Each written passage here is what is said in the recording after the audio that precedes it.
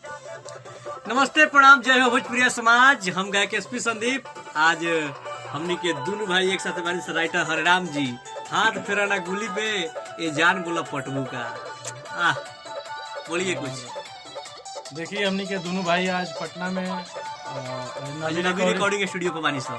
दोनों भाई यहाँ पे एक से एक बढ़ के बहुत ही अच्छा गाना के डबिंग फाइनल भइल और आप सबके प्यार आशीर्वाद से लगातार आप सबको सुने के मिली। हाथ फेरना तनी गोली के बाद अपार सफलता के बाद ये जान बोला पटबू का बहुत ही अच्छा साफ सुथरा मैटर जाना मैटर के आप सब कहीं भी बजा सकता नहीं।